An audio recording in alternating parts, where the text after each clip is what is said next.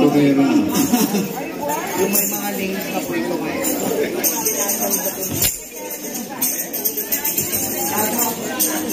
Easy dito magkano. Pero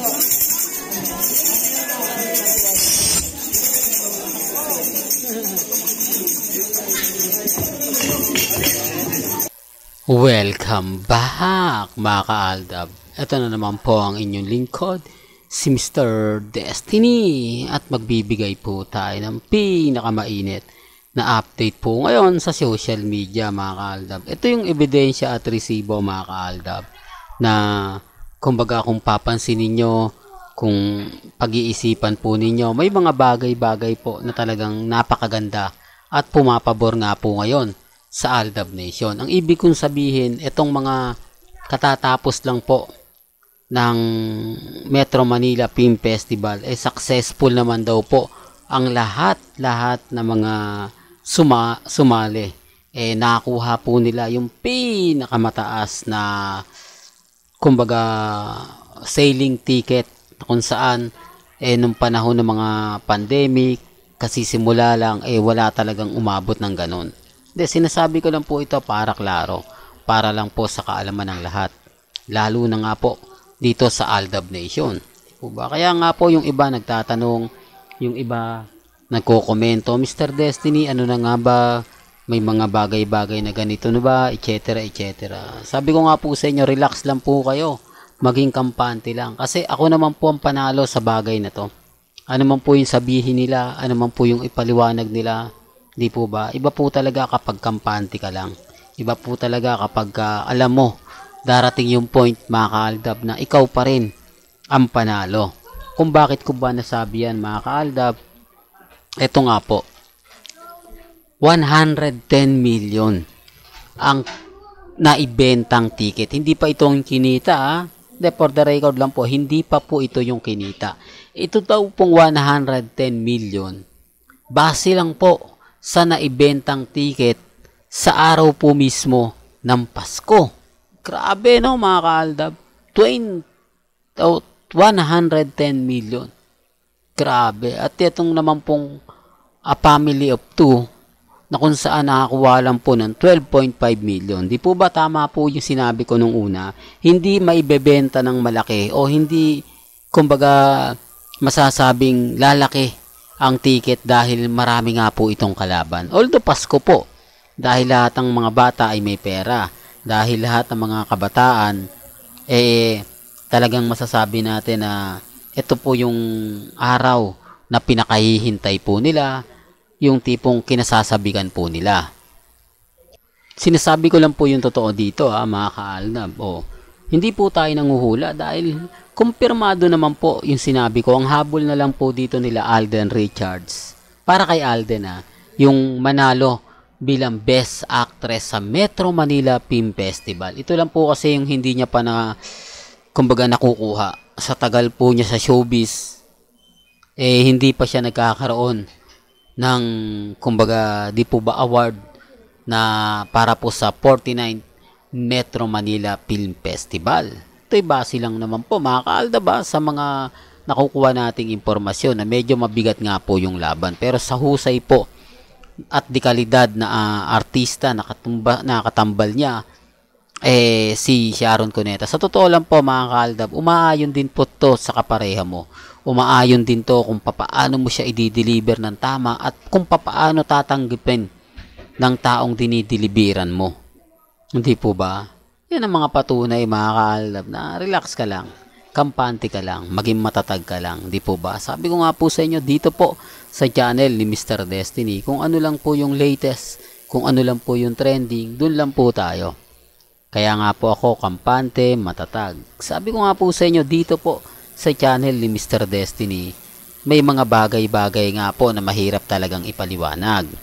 Mahirap nga po talagang i-push, lalo na nga po kapag ang pinag-uusapan ang issue sa Aldab. Kung bakit ko po ba nasabi to? Kasi kung sakasakali po kaya na pelikula naman ni Alden at ni Maine na kung saan Aldab Rewind o Aldab Tamang Panahon Part 2 rewind. Ano naman po kaya yung mangyayari? Di po ba? Hindi po imposible yung sinasabi ko. Baka na naman may magsabi. Kasi sa totoo lang po, yung Donyang, sa mga hindi pa po nakakaalam, babalik ko na naman po. Para klaro lang po, ito yung panahon na sikat sa GMA Kapuso. Halos talagang Donyang ay yung pinagpepiestahan. Nung pumasok lang yung Aldab, medyo nanlamya ito. Although binalik din to mga ka-Aldab, pero hindi na siya ganun kapopular. Ang ibig kong sabihin, hindi siya ganun kalakas nung una. Na kung saan, di po ba naalala nyo yung Marimar? Real talk to. Alam ko yung kung fans po sila ni Marian at ni Ding Dong, alam nyo na agad yung pinupunto ko. Di po ba? Yung sinasabi ko na ako naman po pagdating sa showbiz, dumidepende po ako kung sino yung iniidolo ko. Doon lang po talaga ako nakapokus. Kaya nga po alam po natin yan. Dahil isa po sa mga naapektuhan noong mga panahon ng Aldab, yung mga artista talaga ng GMA Kapuso. Kasi imbis na sila yung pag-uusapan, imbis na sila yung makakakuha ng mga nawala napunta na lang sa Aldab. Yung tipong eto na, ibibigay natin to para kila Mengay, ibibigay natin to sa ibang artista. Hindi, kumbaga ikaw yung endorsement. Hindi, kay Mengay ako mag-i-endorse. Tapos sasabihin naman ng isa, ganito na, hindi, kay Alden ako. Hindi po ba? Tapos kapag barangay all for one, o magsisimula na yung barangay, dun sila sa kalye serye, dun sila magsasabi. Kaya nga po sinasabi ko lang po ito mga ka-Aldab sa mga dumadaan po sa channel ko at bumibisita. Ganun naman po talaga yung binibigay ko o yung mga binibigay kong balita. Hindi po ba? Pero gaya sinabi ko, wala pong pilitan Kung ano lang po yung latest, kung ano lang po yung trending, doon lang po tayo. Sa mga magsasabi ng fake news, sa mga nagsasabi na, nako Mr. Destiny, hindi totoo yan. Lahat ng mga sinasabi mo, lahat ng mga pinapaliwanag mo, bitter ka, etc. Relax lang. Di po ba? Maging kampante lang po kayo. Lalo na nga po ngayon na talagang mainit at talagang pinagpepiestahan.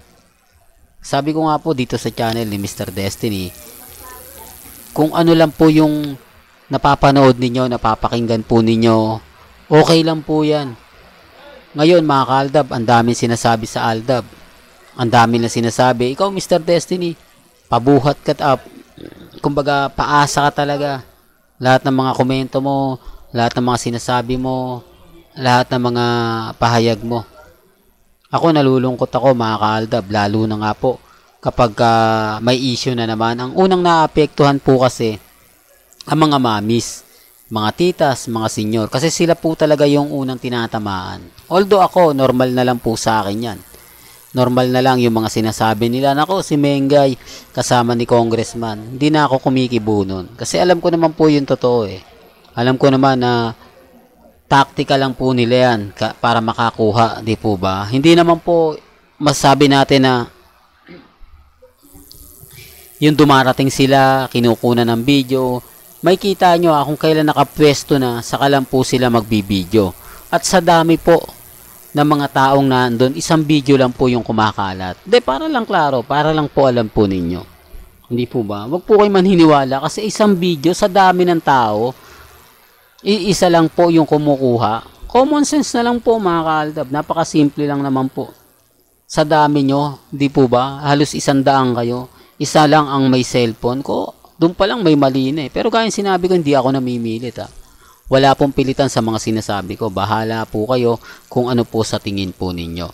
Well, hanggang dito na lang po yung updates natin mga ka-Aldab Kaya kung gusto nyo pa po ng pinaka-latest at sariwang update, abay tumutok lang po kayo dito po sa channel ni Mr. Destiny para updated po kayo sa mga latest at sa mga bagong video po na ilalabas po natin maya-maya lang. Kaya kung bago ka lang sa channel na to at isa kang true-blooded Aldab Nation na nagmamahal po kila Mengay at Isoy, tama po ang channel na pinuntahan mo, kaya consider na po kitang bagong subscriber. At huwag mong kalimutang i-share ang mga video po natin sa mga mami, sa mga titas, at sa mga senyor. Hanggang sa muli, salamat po sa panonood at pakikinig.